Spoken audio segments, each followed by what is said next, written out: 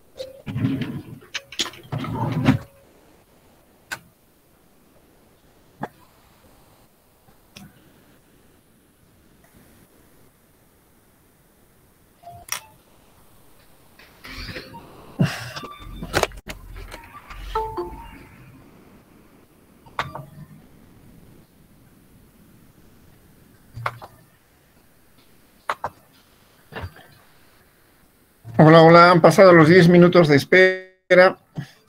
¿Quién va a hacer su defensa hoy día?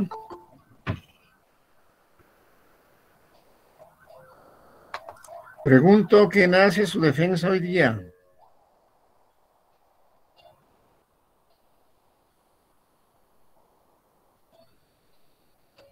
Hola, hola, ¿no hay quien haga su defensa hoy día? ¿Va a ser una clase perdida? Adelante, escucho. Hola, hola.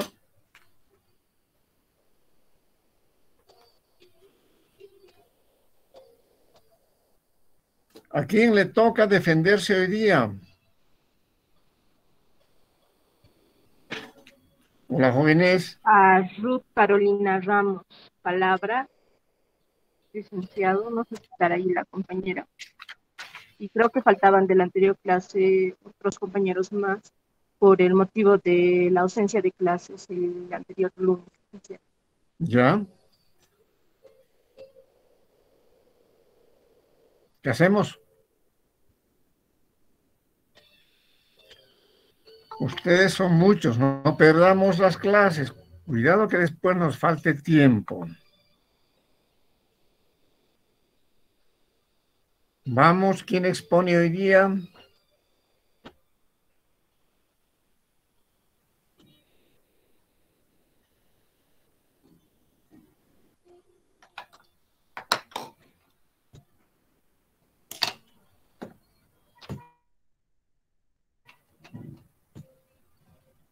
Los que no Hola, están hola, en ¿quién lista está igual listo? pueden poner, por favor. ¿Cómo? ¿No escuché bien? Que los que no están en lista igual pueden exponer hoy día si ya Sí, están pueden, preparados el pueden, material. pueden. Ya les he dicho, no hay una reserva de hotel de 5 estrellas. Están, pero si no están, hasta luego. El que esté listo se ponga al frente. A fin de mes yo voy a tener otro viaje a Tarija, por la Universidad de Tarija. Y nos va a ir así comiendo el tiempo, que un feriado, que un viaje, que una huelga, lo que sea va a ocurrir. Y cuando llegue agosto ya todos van a estar apurados. No quiero eso. Háganlo ahora, ya.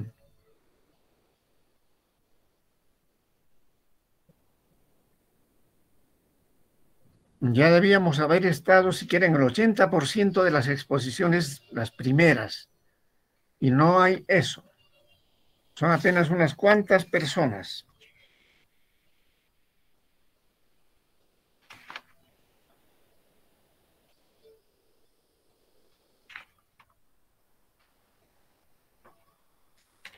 8 personas, para ser concretos, de 92.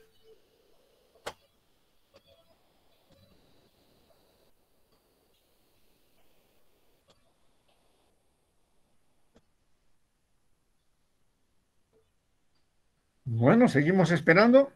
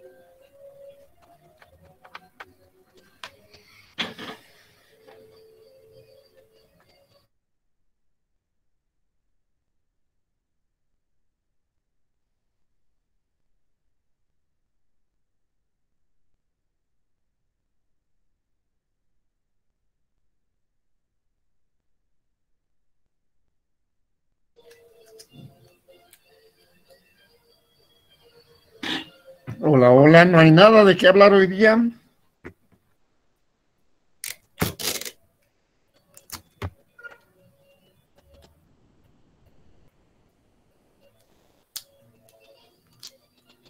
Licenciado, si me permite, puedo adelantar mi exposición.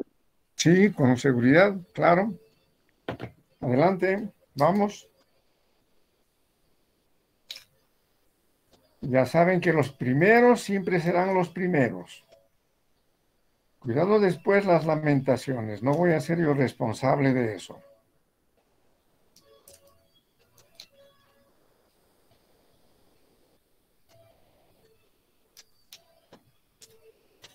Ya, si quieres, comparte pantalla.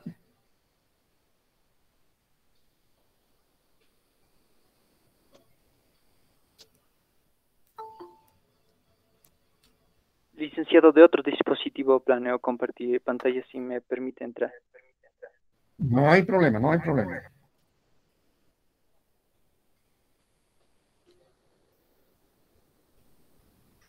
Tomen en cuenta que mientras más pronto lo hagan, mejor será su situación.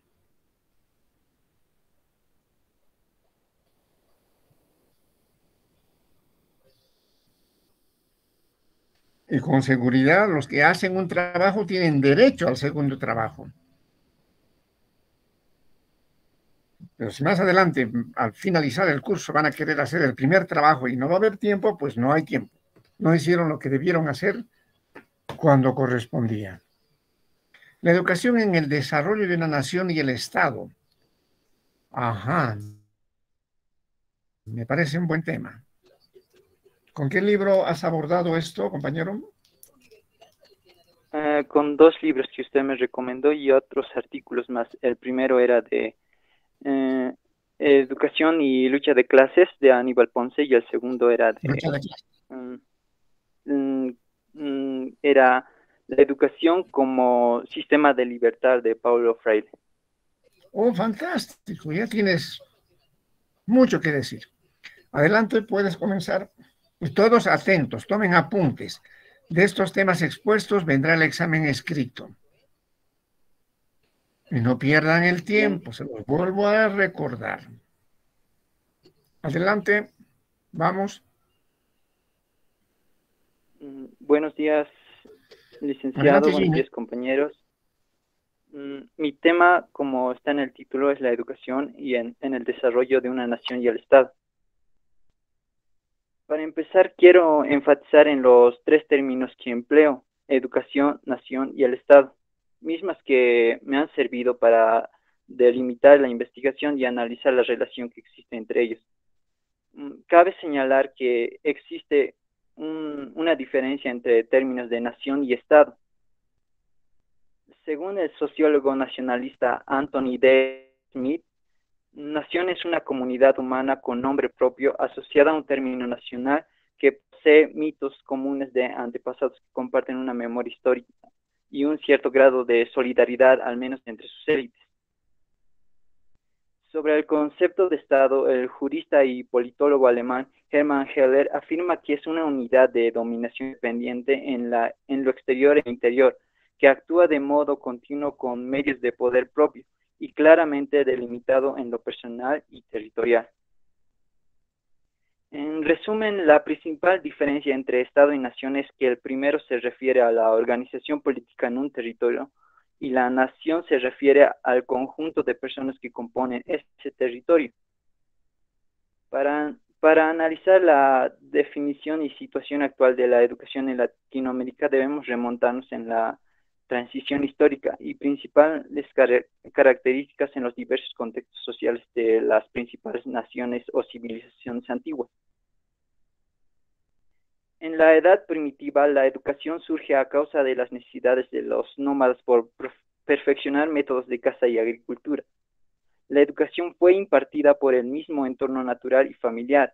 Existía una igualdad entre miembros de una nación o tribu conforme al papel que desempeñaban en la misma. No existía exclusión a la posibilidad de alcanzar el papel de liderazgo. En la Edad Antigua, gracias a la sobreproducción de alimentos y a la domesticación de animales, nace el concepto de propiedad y la división de clases. Nace la monarquía centrada y heredada de padre a hijo. La educación y por lo tanto el conocimiento son exclusivamente para los monarcas y altos miembros de una nación. Se atribuye una divinidad al conocimiento de los líderes y por tanto estos gobiernan a través de las creencias o religiones de las clases inferiores. Ejemplos notables son las civilizaciones de Egipto, India, China, que estaban en China mayormente era la religión de las enseñanzas de Confucio, y la antigua Grecia. Edad Media y educación del hombre feudal. En el siglo IX, el rey Alfredo apoyó la creación de instituciones educativas por toda Inglaterra. Estas eran dirigidas por los monasterios, en los que no se priorizaba la lectura y la escritura, sobre todo. Europa occidental era regido por el modelo educacional del escolasticismo, el cual unía la teología cristiana y postulados filosóficos de la antigua Grecia. Nacen las primeras universidades limitadas a las enseñanzas de miembros de la aristocracia. El Renacimiento hizo que se priorice la educación institucional gracias al interés por las culturas clásicas de Grecia y Roma. Transición a una nueva educación. En el siglo XVII se da un gran desarrollo de la ciencia y con ello el nacimiento de instituciones de conocimiento científico.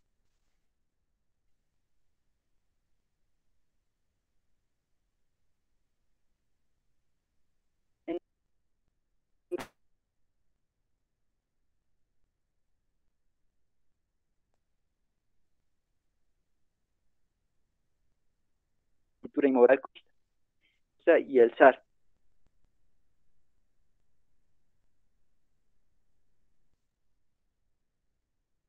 Y se decreta la separación entre iglesia y escuela.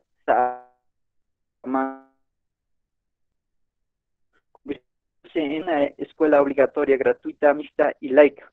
Empieza el sistema de educación formal con método de monitoreo, un docente para una gran cantidad de estudiantes antes del docente en sí. Principales modelos pedagógicos en Latinoamérica. Empieza a utilizar como modelos educativos a Estados Unidos y Europa. En su mayor motivo específico la educación de masas bajo dos corrientes principales, la metodológica y la doctrinante. El modelo lancasteriano traído a gran parte de Sudamérica por Simón Bolívar y el general Santander, en la cual se imparte disciplina a través del castigo físico con el objeto de criar seres que puedan servir al Estado. Y en el modelo paternal, impuesta en su mayor parte por comunidades religiosas en la que se prioriza la moral al bien a través del reconocimiento público, era el castigo moral con el objetivo de criar seres éticos serviciales en su entorno social bajo leyes del ser supremo, o sea, Dios. El último modelo educativo en él se desecha el castigo moral y físico, poniendo al niño como el centro de la educación, siendo el docente solo un observador. Su enfoque está en el razonamiento y el interés del educando, con el objetivo de crear la autonomía del estudiante para ser un miembro productivo. Este modelo no busca la integralidad de conceptos. En el libro Educación como práctica de la libertad de Paulo Freire, identifica la educación de masas como el problema fundamental de los países en desarrollo, limitándose solo a crear una educación para la domesticación, alienada por el Estado, y afirma que para lograr que la educación constituya una fuerza que posibilite el cambio y sea impulso de desarrollo, debe de ser liberada de dichos rasgos doctrinantes. Por el contrario, en palabras del psicólogo Aníbal Ponce, la educación es el proceso del cual las clases dominantes preparan en la mentalidad y la conducta de los niños las condiciones fundamentales de su propia existencia. Desprenda de la escuela es como pedirle que se desprenda del ejército, la policía o la justicia.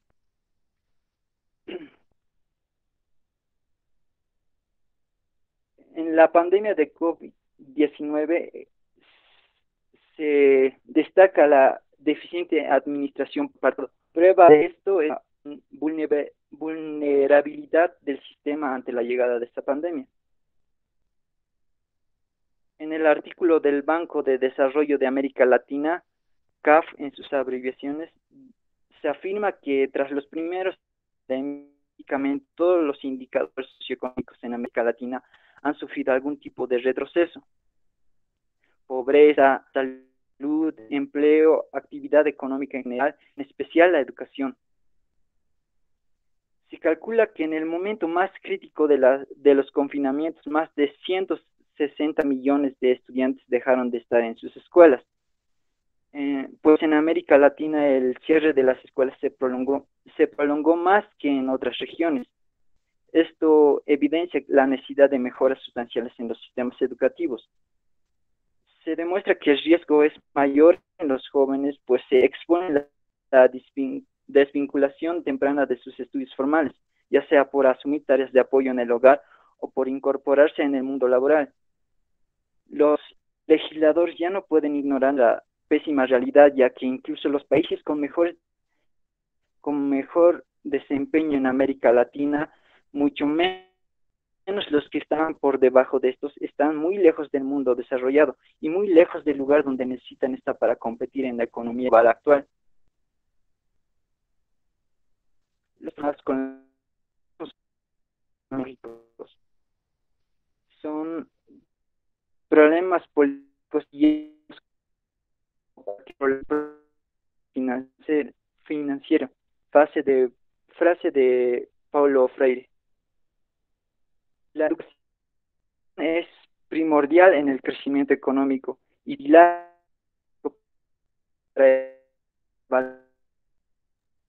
esto es que los países ubicados en el top 10 del Programa Internacional de Evaluación de Estudiantes PISA por siglas en inglés, realizado por organizaciones por la cooperación del desarrollo económico como la OCDE, son aquellos que están en el top 10 de los rankings de competitividad, además de tener la mayor cifra de Producto Interno Bruto per cápita internacional. Otros exámenes una perspectiva de estudio regional comparativo y educativo de la UNESCO, el TEPS, que cubre una parte más extensa de las regiones y en ella se demuestra que mejoras modestas en comparación con países del primer mundo en estos últimos años son menores de los que deberían ser considerados para el mayor desarrollo en estos países. Según todas estas estadísticas y estudios, he hecho una comparación entre la educación latinoamericana y la para contrastar, tomé a dos países como ejemplo. Una en Sudamérica, que es Chile, en la cual la enseñanza básica desde la reforma de 1965 corresponde al ciclo inicial de estudios escolares. En 1900, la legislación chilena había establecido la obligatoriedad de cursar 4 años de escolaridad mínima. En 1929, este mínimo es finalmente en 1965 se establece como nivel básico, cuya duración actual es 8 años dividido en 2 ciclos. La educación parvularia, que atiende a la población de niños y niñas entre los 6 meses y a los 6 años, pasó a ser obligatoria el 21 de mayo de 2013. La enseñanza media está dividida en enseñanza media científica, humanística, técnico profesional y artística, con una duración de 4 años. Existe en el país los liceos o colegios que imparten especialidades técnicas profesionales, otorgando títulos de técnico medio con una duración de 1 año.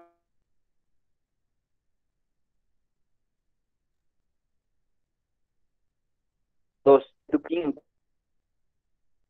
tipos de educación superior. A ellos que tiene una duración de 2 a 5 años. El otro país es Japón. Posterior a la Segunda Guerra Mundial, la Ley Fundamental de Educación y la Ley de Educación Escolar fueron proclamadas en 1947, bajo la dirección de las Fuerzas de Ocupación. La última ley definió el sistema escolar, el mismo que aún prevalece hasta la actualidad en el país. El tiempo de educación institucional está dividido en 6 años. Los 6 años de educación básica, 3 de educación secundaria, 3 de bachillerato y entre 2 y 4 años de educación superior. Existen instituciones educativas en las que la mayoría de japoneses asisten. Esto es paralelo al tiempo de educación obligatoria, ya que se tiene una cultura de la educación como parte de prestigio social. El preescolar o guardería ahí no es obligatorio. En las guarderías y preescolar se reciben a niños de más de 1 año y de hasta 5 años. Los programas para aquellos entre 3 y 5 es similar al del nivel inicial o básico. Los primeros 3 años de escuela se prioriza la moral antes que el conocimiento, por lo que aún no se tienen exámenes, solo se limitan a dar test. En Japón la educación es obligatoria para los niveles de primaria y secundaria.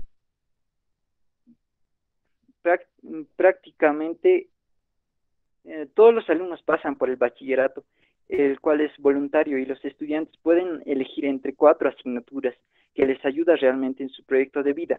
Al terminar la preparatoria dan un examen final que decide si entra a una universidad o no. Es curioso porque solo se puede elegir a una, y la competencia es alta, dado que más del 76% decide continuar sus estudios después del bachillerato. Para los japoneses, la universidad es una época de relajación comparada a la educación obligatoria, por lo que se desarrolla plenamente el concepto de vocación. La práctica prima sobre la teoría en una proporción de más del 75%, con conexión directa con las empresas japonesas y en las que intentan aplicar sus investigaciones. Los pilares fundamentales de su educación son conocimiento, moral y cuerpo.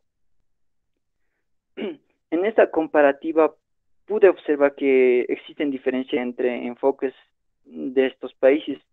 Una es la duración del tiempo educativo obligatorio. En Japón este tiempo es más reducido que en Chile y da paso a una vida laboral y empresarial más temprana. Dos, los diversos cambios a reformas que se le hace al sistema educativo con las políticas del turno. En Japón mantienen una sola política educativa desde el final de la Segunda Guerra Mundial, adaptándola a las nuevas tecnologías y no haciendo reformas o cambios como en Chile. En lo último que observé es la intervención cultural en la educación. Se da más valor a la calidad educativa en Japón, dándole más importancia a la vida estudiantil. Por otra parte, en Chile se hace mayor énfasis en la cantidad, preocupándose porque una mayor cantidad de población termine la educación obligatoria. Para enfatizar en el tema, en un artículo publicado por académicos de la Universidad de Stanford y la Universidad de Múnich, explica la relación entre la educación y el crecimiento económico, midiendo este como un aumento en el Producto Interno Bruto. En resumen, se concluye que la educación influye en el crecimiento económico de las siguientes maneras. 1. Incrementa la productividad laboral al generar más capital humano preparado. Aumenta la innovación mediante la creación de nuevos conocimientos sobre nuevas tecnologías y procesos, más los productos. Facilita la difusión de dichos conocimientos e información para la implementación de nuevas tecnologías externas.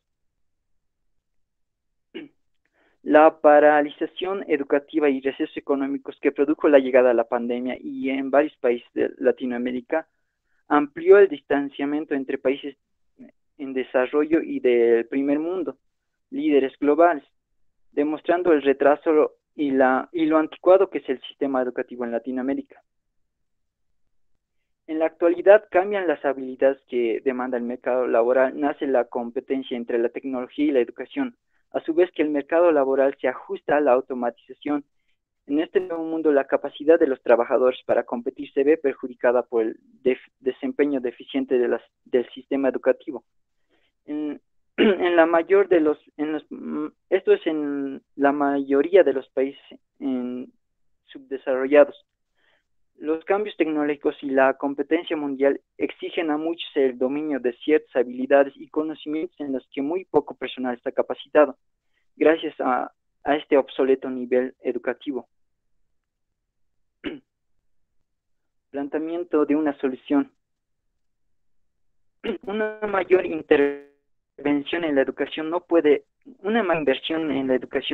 resolver todos estos problemas. Los sistemas de educación en América Latina se gastan casi tanto como la media de los países de la OCDE, con el 6% del Producto Interno Bruto, aún así produciendo resultados mínimos comparados a esos países. Es verdad que en algunos casos es necesario más financiación, pero este debe acompañarse con un enfoque y una rigurosa vigilancia para asegurar su utilización correcta y evitar así el precio de dinero. Aunque para que la educación se traduzca en mayores niveles en el Producto Interno Bruto, se necesita calidad que garanticen el desarrollo de los mercados profesionales en la actualidad. La pregunta aquí es, en un país en desarrollo es más necesario egresar una mayor cantidad de futuros políticos y burócratas que ingenieros, médicos y docentes. Muchos países latinoamericanos designan recursos humanos y capital para financiar sistemas obsoletos que ya son productivos, lo cual provoca una gran fuga en la economía de una nación y el retraso en su desarrollo. Es más que claro que las políticas internas deben priorizar el sistema educativo para que en consecuencia un país pueda desarrollarse plenamente, pues una educación de calidad solo será posible en la medida en que acabemos de una vez por todas con las mentiras y incompetencia que existen en el sistema educativo y al fin tener herramientas que nos permitan enfrentar la realidad. Una realidad que ahora mismo nos exige a fuerza una actitud científica creadora y un despliegue de imaginación. Con eso termino mi exposición.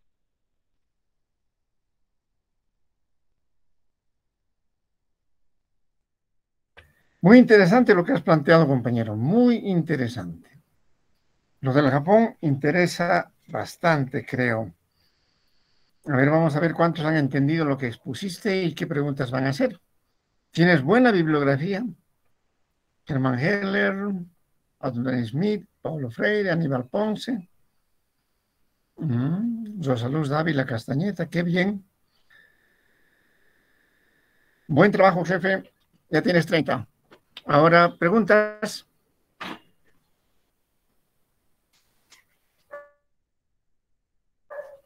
Preguntas. Buenos días. Aquí tengo una pregunta. Es en cuanto a uno de los temas que, bueno, una de las partes de la cuestión que el compañero habló, que dijo en cuanto, bueno, Ya. por ejemplo, en Japón el periodo de estudio es muy distinto al de aquí, y quisiera saber si es posible aplicar ese tipo de estudio aquí en Latinoamérica, específicamente en nuestro país, o qué se podría hacer quizás. A ver, respuesta. El tiempo de escolarización obligatoria en Japón viene desde, como dije, desde la Segunda Guerra Mundial y es más por la cultura. A diferencia, he investigado que en las noticias recientes de la educación es que recién en Chile están aceptando el currículum educativo. Antes de eso se hacían muchas protestas debido por que la reforma educativa cambiaba con el gobierno. Para que se dé ese mismo contexto que en Japón, primero tendría que venir desde la cultura de la población y en eso se diferencia entre Chile y Japón o en Latinoamérica y el Asia, que es más la cultura que impide que surja una política educativa similar. Súper, gracias, en verdad. Mira, ¿Puedo participar, doctor? ¿Perdón? Sí, claro. Déjame explicar alguna cosa. ¿Cuánto de tiempo creen ustedes que pierden en las escuelas? Y no es un debate que se lo vamos a dejar a los padres de familia, son ustedes los estudiantes y son los profesores los que deberían pensar, ¿realmente estamos haciendo un buen trabajo?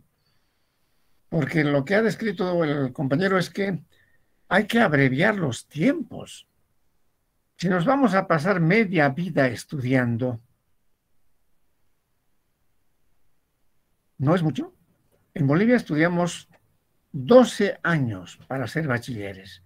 Y si van 2 años a la iniciación escolar, que es el kinder, son 14 años.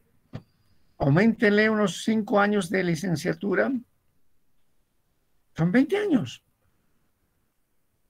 20 años de estudiar para prepararse ¿hacia dónde? Y si tienes 20 años de formación y has logrado finalmente un título, ¿cuánto tiempo crees que vas a vivir de ese título? Perdemos harto el tiempo en educación en Bolivia. La educación en secundaria en el Japón son 3 años, compañero. Disculpe. Expositor. ¿La educación secundaria en el Japón es solo 3 años?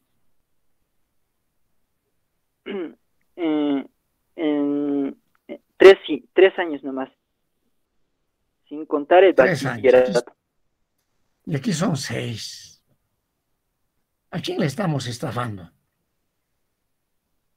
Por eso es que los japoneses tienen doctores con grado de doctor, más allá de la licenciatura y la etapa de la maestría, con 23, 24 años. Acá sacamos doctores a los 40 años.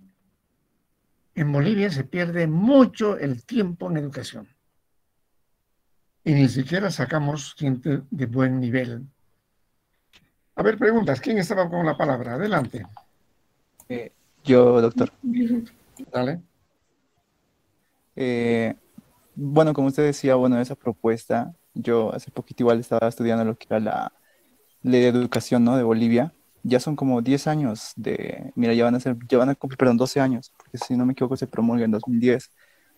Y esta se divide, si no me equivoco, en 3 subsistemas, en educación regular, educación alternativa y educación superior.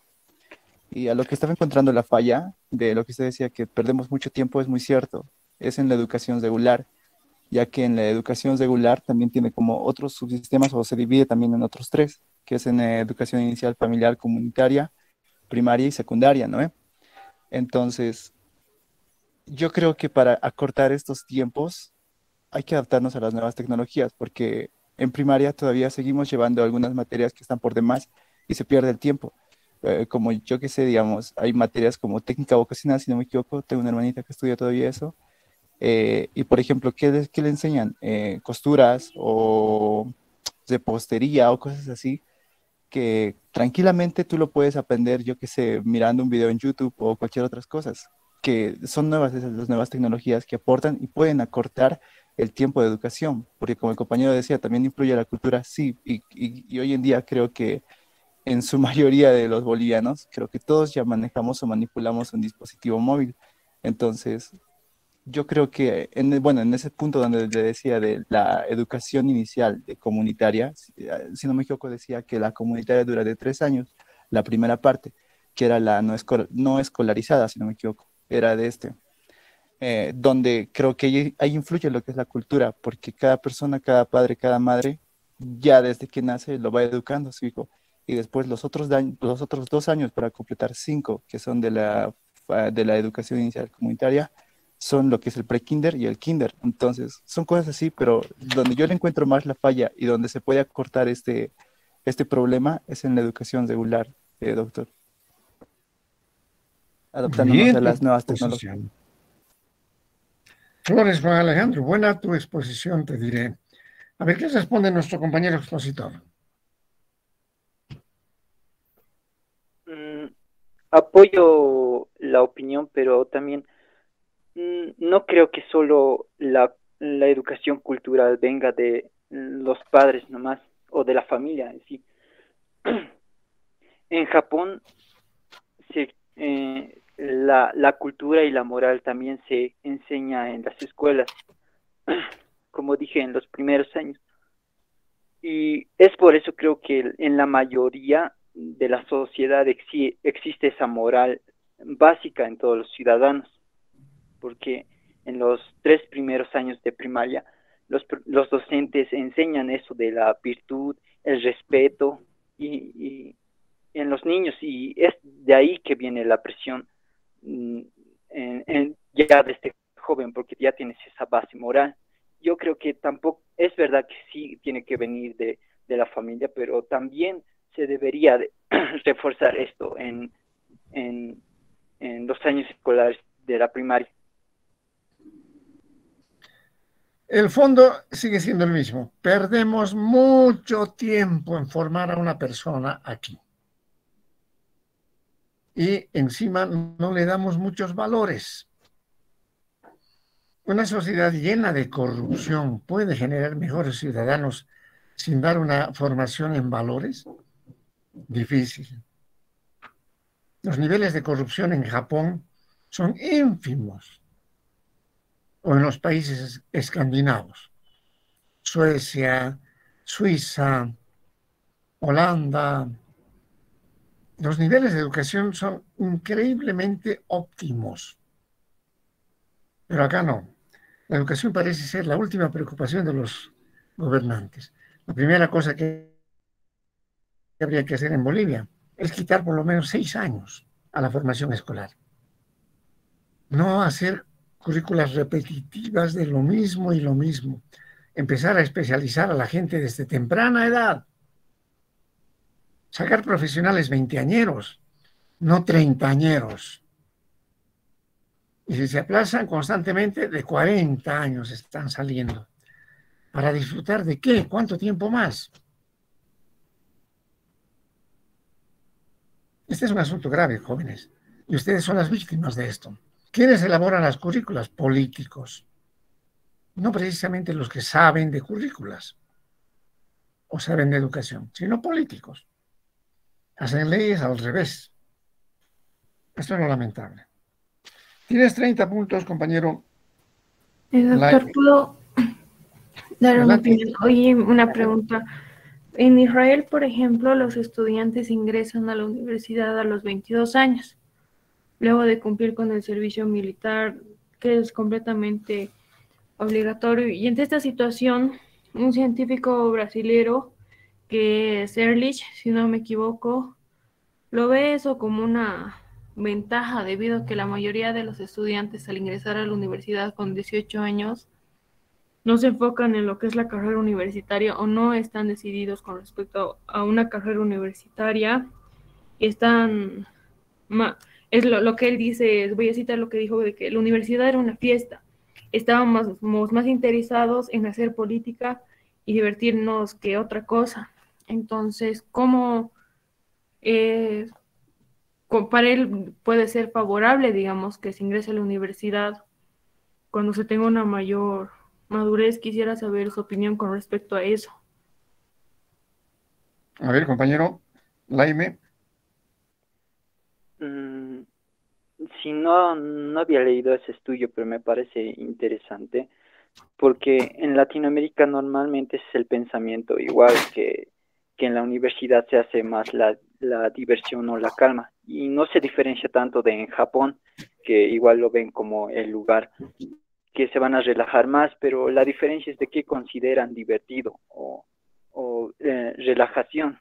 En muchos sistemas educativos en Latinoamérica, la mentalidad es que en la universidad puedes hacer lo que sea, solo tienes que estudiar, y la meta ahí es solo tener el título para trabajar, mientras que en los países desarrollados es que ahí te formas como profesional. Claro, es más ligero, más conllevadero el estudio, pero ahí lo haces por interés, por vocación. Aquí solo lo hacemos por curiosidad o por que queremos tener el papel. Es lo que nos han enseñado, tener el papel para tener una vida laboral estable, pero se ha notado que eso ya no es suficiente. Nos hace falta una mentalidad de superación personal, que lo hagamos más por nosotros mismos que por el título. A ver, vean lo siguiente. Todos los títulos que se obtienen, la mayor parte de las universidades latinoamericanas, son de la época de Napoleón Bonaparte. Seguimos teniendo una formación bonapartista de la educación, humanística hasta el bachillerato. Por eso se llama bachiller en humanidades. Pero estos tiempos ya son de la era digital. Ni los políticos ni los ministros de educación se dan cuenta de eso. Hoy día puede hacer mucho más billete, mucho más feliz su vida, aquella persona que sin haber ido mucho a la escuela sabe manejar tecnología. Y puede vender cosas, puede facilitar sus conexiones con el mundo entero a través de los aparatos cibernéticos. Y seguimos nosotros con la credencialidad napoleónica de la formación de profesionales. El caso de Israel es muy particular por una razón. Ese país nació generando conflicto en 1945 y nació como un país chiquitito, solo hecho para las personas que habían sobrevivido del Holocausto alemán y la masacre de judíos durante la Segunda Guerra Mundial. Se compraron pedazos de territorio. Y en el mundo los judíos han resultado siendo los más abilletados, generalmente banqueros. A esto apuntó Hitler, ¿no es cierto?, a destruir a los banqueros. Y mucha gente escapó de Alemania, fue con su dinero a otra parte, y la generalidad de los bancos tienen orígenes judaicos. Llegaron en el 45 y dijeron hay que fundar un estado para los judíos, y se fundó Israel sobre una pequeña franja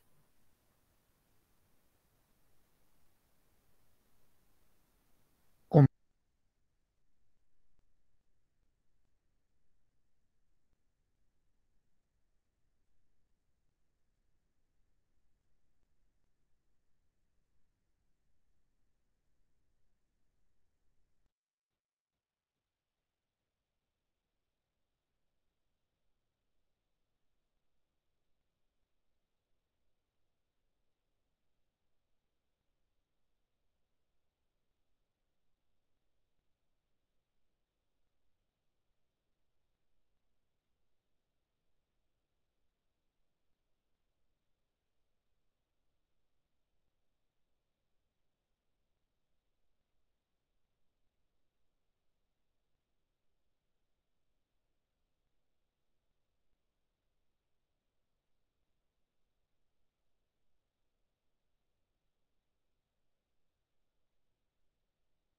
Creo que es internet de licenciada.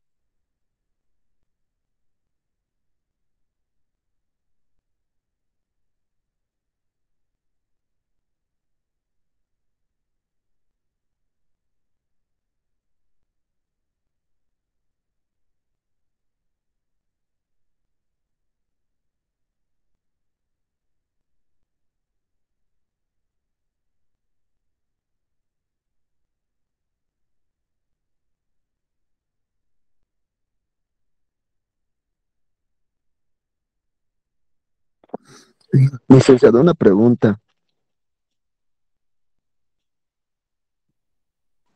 Se ha ido. Todavía no está.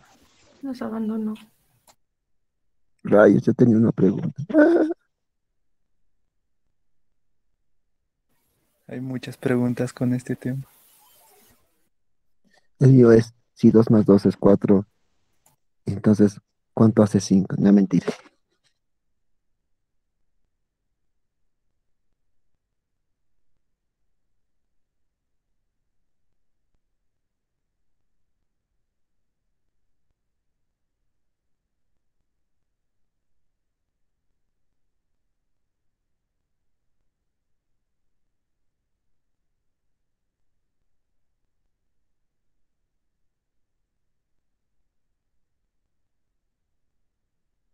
¿Alguien más va a exponer o seguimos alargando el tema para que no se nos utilicen? Sí, se ha cortado mi conexión, jóvenes. Yo les decía de Israel. Por eso es que los jóvenes, muy jovencitos, van al ejército.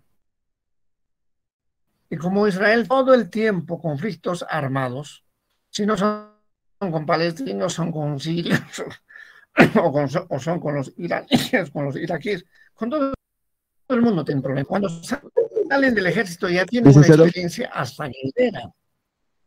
Y van a encontrar ustedes por el mundo que después de licenciarlos del ejército, y si han tenido problemas de enfrentamiento armado, los mandan a andar el mundo por un año. Los sacan para que se desestresen. Pueden haber tenido muertes, pueden haber participado en masacres, entonces van a andar por el mundo como mochileros y solo se juntan entre ellos. La ideología judía dice no juntarse con otras gentes. Solo viajan entre ellos, se alojan entre ellos y regresan conociendo parte del mundo al que fueron. Y recién empiezan la universidad. Viendo la experiencia de lo que tuvieron, conociendo el mundo y ahora enfrascados a saber en qué. La mayor parte de la actividad en Israel es agropecuaria, pero no deja de ser un país industrial. Ha crecido tanto con invasiones y con guerras que podría decirse que es más o menos una cuarta parte de Bolivia. Y en tamaño de población es igual que la nuestra. Pero es un poderío impresionante el que tienen. Entonces, invocan la universidad casi a diversión, pero sabiendo con mucha experiencia lo que van a hacer. Hay que encontrar una explicación del por qué tardíamente entran a la universidad y logran la efectividad. No es el caso de los japoneses o de los dinamarqueses, por ejemplo. Dinamarca, Holanda, son países escandinavos que apuntan a pocos años de formación y mayor especialización, lo mismo que el Japón. Pero acá seguimos con la misma historia de los tiempos de Napoleón. Tienes que salir bachiller en humanidades, conocer un amplio montón de cosas en el libro, sin haber ido más allá a veces ni de tu propio departamento, sin conocer ni tu propio país. Y luego agregamos la universidad difícil y complicada. Y tienes profesionales de 30 años promedio. Se ha perdido una década en eso. Los políticos tendrían que trabajar mejores planes y no seguir remendando lo mismo y lo mismo de décadas tras décadas, ¿no? Excelente tu tema. Espero que continúes con este mismo tema, la segunda parte. Podrías hacerlo. Con los mismos objetivos que te has planteado. ¿Qué le pasa a la educación en este tiempo? ¿Por qué no generamos estudiantes después de egresar con capacidad de generar su propio trabajo y nada más que credencialistas esperando que alguien los contrate? Es decir, estamos medio a contramano en la educación en América Latina. Estas cosas serían importantes de dilucidar. Si no tiene alguien una pregunta más, pregunto yo. ¿Alguien más va a exponer hoy día?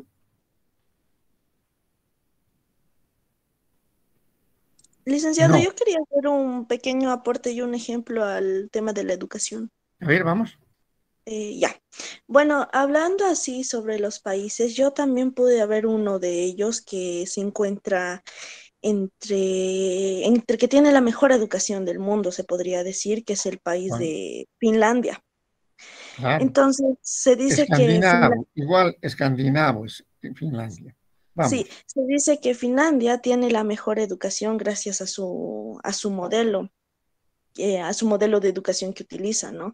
Porque tanto en en sí en allá no existe educación privada, lo que indica. Es todo público, ya sea colegios, escuelas, universidades, es público, porque en Finlandia utilizan mucho lo que es la igualdad. Entonces se dice que las universidades, colegios y escuelas son iguales. Y en allá incluso es ilegal cobrar matrícula. En aquí nosotros pagamos matrícula, en Bolivia se paga matrícula. En cambio, en ese país no pagan matrícula, porque el sistema de educación es alto en allá.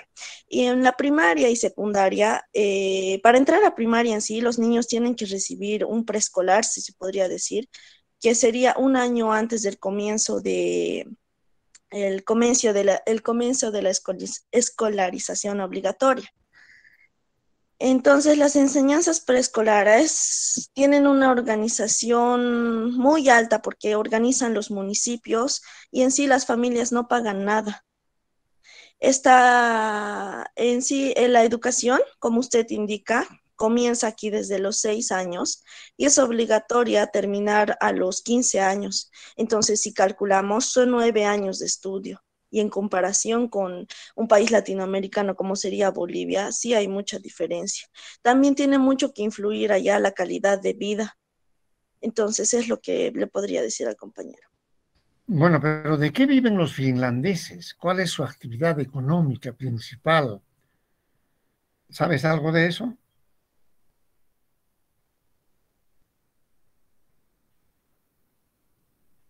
¿No?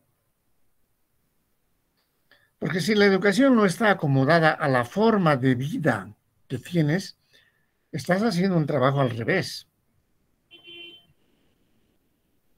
Los finlandeses son pueblos ganaderos, pescadores y últimamente de tecnología.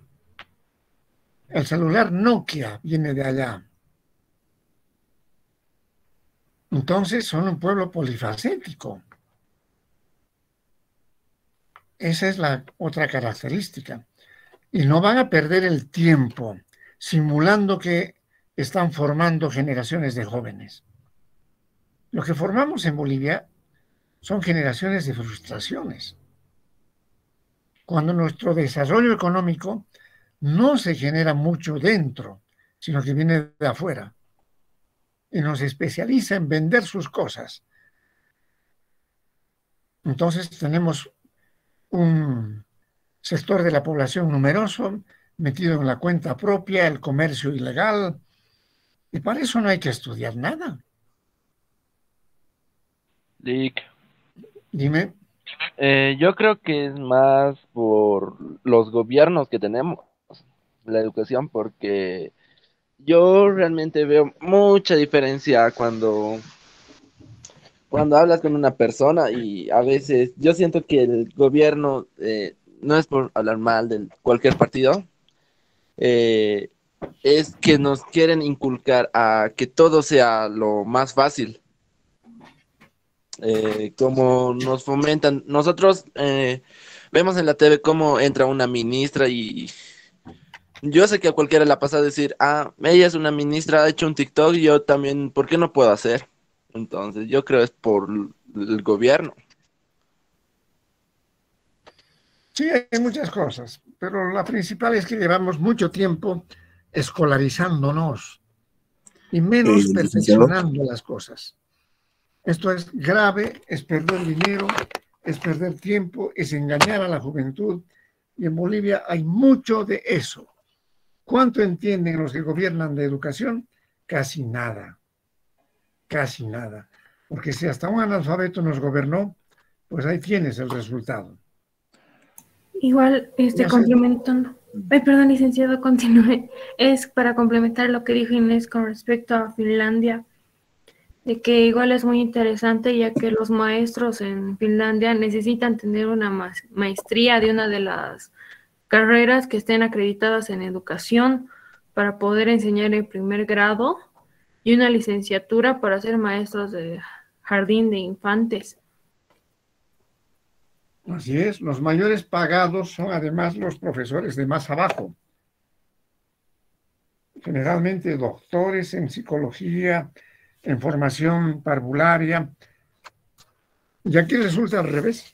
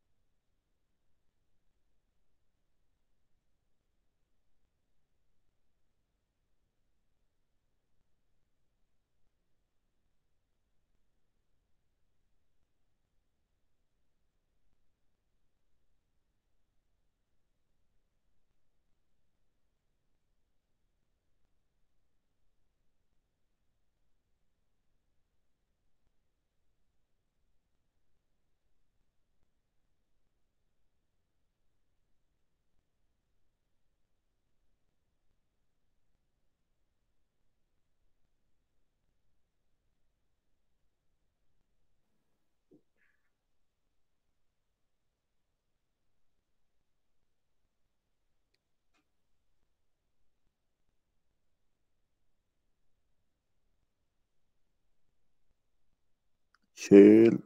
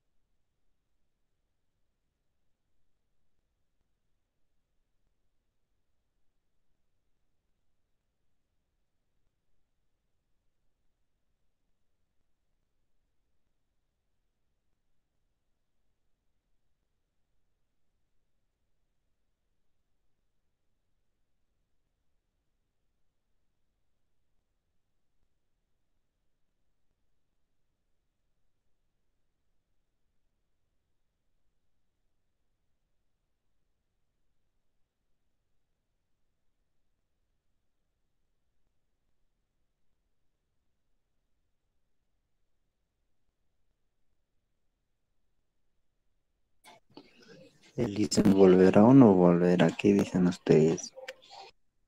Shell, deberías preguntarle en su privado si es que va a volver el Liguisen por si acaso. Digo, ¿no?